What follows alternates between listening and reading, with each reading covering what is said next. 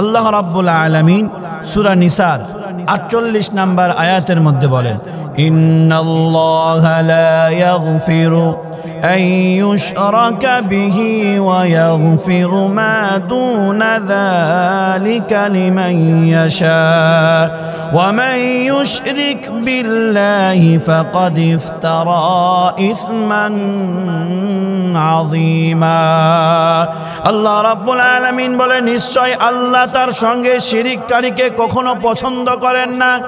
আল্লাহ রাব্বুল আলামিন তার সাথে যে শিরিক করে, আল্লাহ রাব্বুল আলামিনের সাথে যে অংশীদারিত্ব সাব্যস্ত করেন, আল্লাহ রাব্বুল আলামিন বলে আমি আল্লাহ তাকে কখনো ক্ষমা করব না।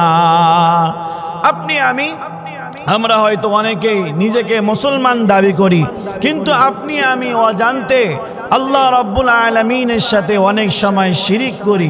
তার উদাহরণগুলোর মধ্যে একটা এই রকম যে আল্লাহ রাব্বুল আলামিনের পয়গম্বর মুহাম্মদুর রাসূলুল্লাহ সাল্লাল্লাহু আলাইহি ওয়াসাল্লাম হাদিস শরীফের মধ্যে বলেছেন, হে আমার উম্মতেরা, আল্লাহ ছাড়া তোমরা কারো নামে কসম করবা না, কারণ আল্লাহ ছাড়া যদি কারো নামে তোমরা কসম করো সেটা শিরিক হয়ে যায়, আর শিরিকের গুনাহ আল্লাহ রাব্বুল আলামিন কখনো ক্ষমা করবে না।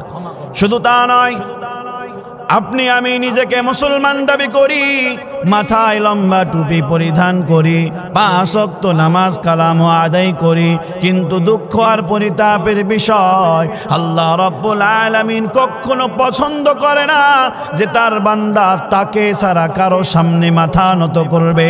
কিন্তু আমাদের সমাজে, আমাদের দেশে একদল মানুষ এমন আছে যারা আল্লাহর সামনেও মাথা নত করে, আবার কবরে গিয়েও সিজদা দেয়। এটা হচ্ছে শিরিক। আল্লাহ রাব্বুল আলামিনের সাথে শিরিক করা, যে আল্লাহ রাব্বুল আলামিন ছাড়া কারো পায়ে, কারো কবরে যদি আপনি আমি সিজদা দিই, তাহলে আপনার আমার ঈমান ভেঙে যাবে, ঈমান নষ্ট হয়ে যাবে।